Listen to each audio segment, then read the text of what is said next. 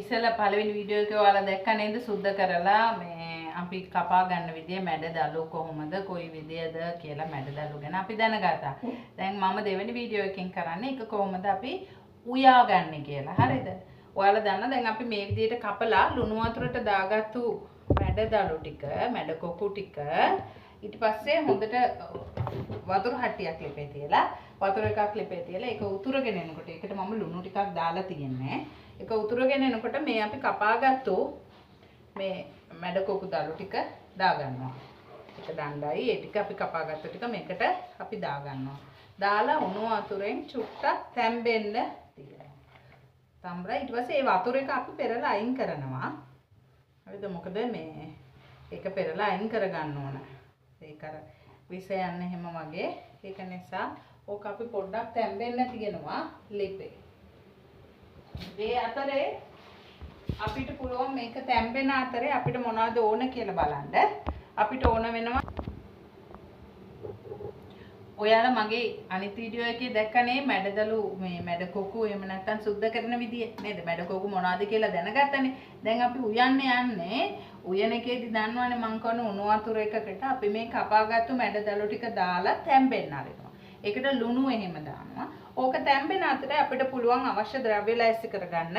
සුදු ලුණු, අමු මිරිස්, රතු ලුණු, කරපිංච, රම්ප අපි සාමාන්‍යයෙන් දාන එක නේද? ඒ ටිකයි ඒ වගේම අපිට මිටි කිරි ටිකක් ඕන. හරි? පළවෙනි කිර එකත් ඕන. මොකද මේක අපි ව්‍යංජනයක් හදාගන්න යන්නේ. අපි මේක මේ දැන් තැම්බීගෙන එනවා. තැම්බීගෙන එනකොට අපි තැම්බුණාට පස්සේ කියන්නේ ඒක අර වතුර එක පෙරලා අයින් කරගන්න ඕන.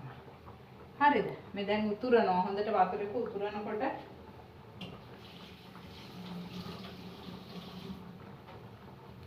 මම වතුර එක මේ උතුරද්දි තමයි දැම්මේ. මේකේ අර ඒ තියෙන අනවශ්‍ය කොටස් ටික ඉවත් වෙන්න තමයි මේක පොඩ්ඩක් හොඳ නටන උණු වතුරට දාලා අපි තම්බලා පෙරාගන්නේ.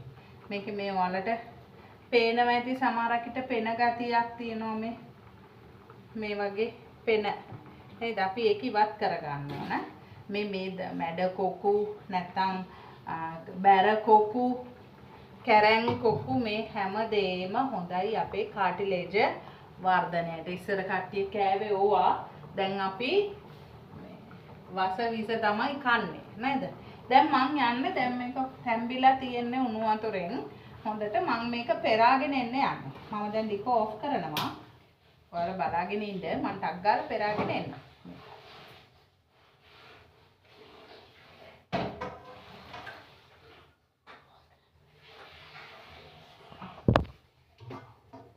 මේ අපේ මේ පෙරාගත්තු මැඩ කොකු ටික හරිද? දැන් මං කරේ මොකද්ද? ලිපේ හට්ටියක් ලිපේ තියලා ඒක ටිකක් රත් වෙනකොට ඒකට තෙල් චුට්ටක් දානවා. හරිද? තෙල් පොඩ්ඩක් දානවා. දාලා ඒක රත් වෙගෙන එන්න ඕන නේද? අපිට අවශ්‍ය ද්‍රව්‍ය දාන්න.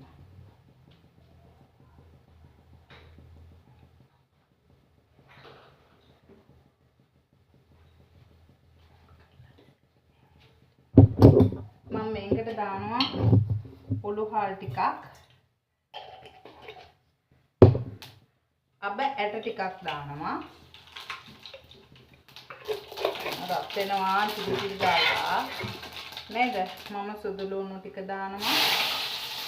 හරි? කරපිංච රම්ප ටික දානවා.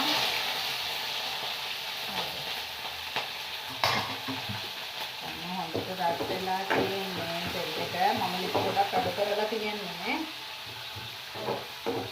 ලිප ගොඩක් අඩු කරලා තියෙන්නේ. මේ ටික ටිකක් බැදීගෙන එනකොට සුවඳ නම් තියෙනවා.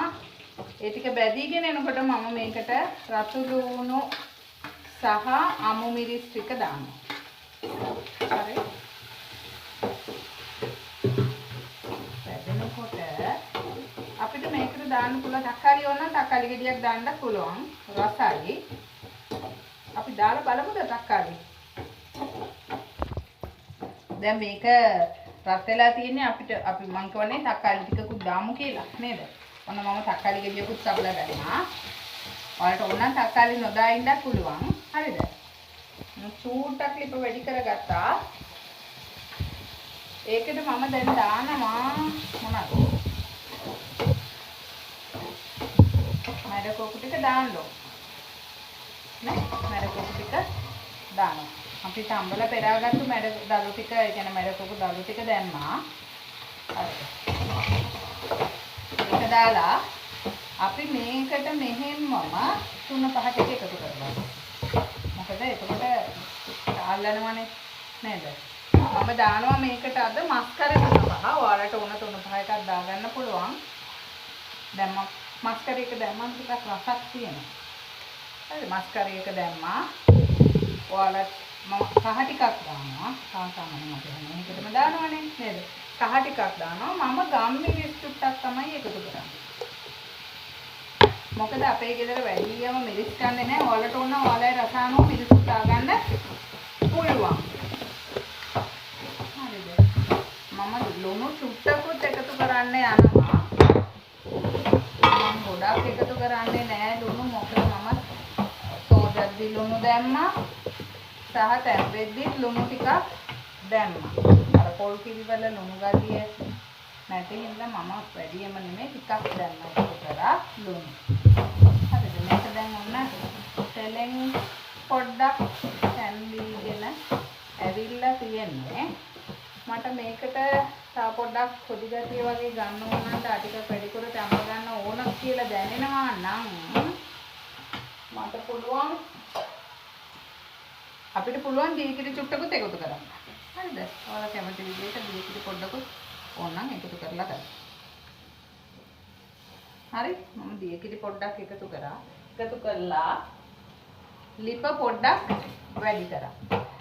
අපි ඇයි දන්නවද මේ සම්බල වතුර අරින්නේ? කියනවා සමහර වෙලාවට අපේ ආච්චිලා එහෙම කියනවා මම අහලා තියෙනවා. අපේ ආච්චිත් කියනවා මේවා මේ ඒ කියන්නේ වතුර උණු වතුරෙන් තම්බලා වතුර ඇරියේ නැත්තම් ඒක තම්බලා වතුර ටික ඇරියේ නැත්තම් කැරකිල්ල වගේ එන්න පුළුවන්. සමහර වෙලාවට එහෙම වෙන්න පුළුවන් ඇති. ඒ කියන්නේ අපි දන්නේ නැහැනේ අපේ ඇඟ කොයි වගේද කියලා මේවට නේද? රියැක්ට් කරන විදිහ අපි හරියටම දන්නේ නැහැ. ඒක නිසා ඒක වෙන්න පුළුවන් මත් ගතියක් එන්න පුළුවන් කියලාත් කියනවා. හරිද? ඒක නිසායි තම්බල වතුර ටික අයින් වෙනවා. වතුර ටික අයින් කරාම එතකොට අපේ තියෙන අර මේ මත් වෙන ගතිය නැත්නම් කැරකිල්ල ගතියක් වගේ එන එක ඔක්කොම අයින් වෙනවා. හරිද? දැන් අපිට මේක බාගෙට තැම්බිලා තියෙන්නේ. පොඩ්ඩක් තව තැම්බුණාම මට මේක චුට්ටක් හින්දෙන්න වගේ ගතියට ආවම මම හිතනවා දැන් මිටි කිරි ටිකක් එකතු කරමු කියලා. හොඳ තෙන් කරලා මම මේ දැන් ඔන්න මිටි කිරි එකතු කරගන්නවා. හරි.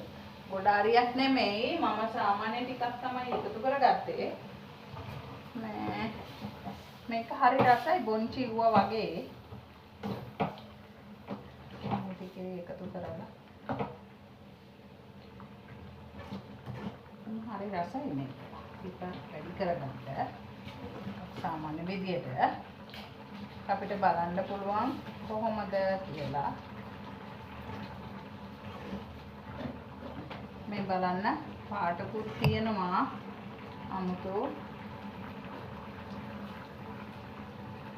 හොඳට තැම්බීගෙන එනවා.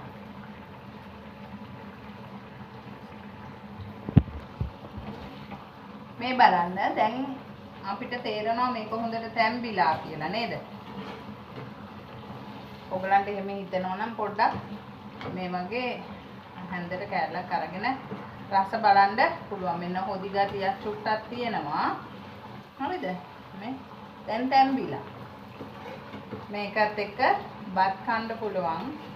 හරි රසයි. ඔයගලන්ට රොටි එහෙම හදනවා නම් රොටිත් කන්න පුළුවන් මේකත් එක්ක රසයි. මම දැන් ලිප ඔෆ් කරනවා. හරිද? මේ බලන්න. හරිම සුවඳයි, හරිම රසයි මේක කාලා බැලුවාම. බලන්න මේ විදිහට ඔයාලා මැඩ කොකෝ එහෙම නැත්නම් මැඩ දළු සමහරකට නගරේ ඉන්න අයට හොයාගන්න අමාරු වෙයි. ඒත් තියෙනවා පොලේ එහෙම විකුණන්න සමහරක් වෙලාවට. මාකට් වල තියෙනවා. ගමේ කට්ටිය ගෙනල්ලා විකුණන්නේ. ඒ වගේ තැන්වල තියෙනවා. මේ ගමේ අපිට මේ වගේ අරගෙන හදලා කන්න පුළුවන්. ආයිත් මේ වගේම වීඩියෝ එකකින් මම ඔයාලා ගාවට එන්නම්. ඉතින් එහෙනම් මාව අමතක කරන්න එපා. ලයික් කරන්න, සබ්ස්ක්‍රයිබ් කරන්න සහ මාව ෂෙයා කරන්න. මගේ අනිත් වීඩියෝස් උත් බලන්න. වෙනස් කෑම තමයි ඉස්සරහටත් එහෙම වෙයි. ඒ වගේම එහෙනම් ගිහිල්ලා නම් සුබ දවසක් ඔයාලා හැමෝටම.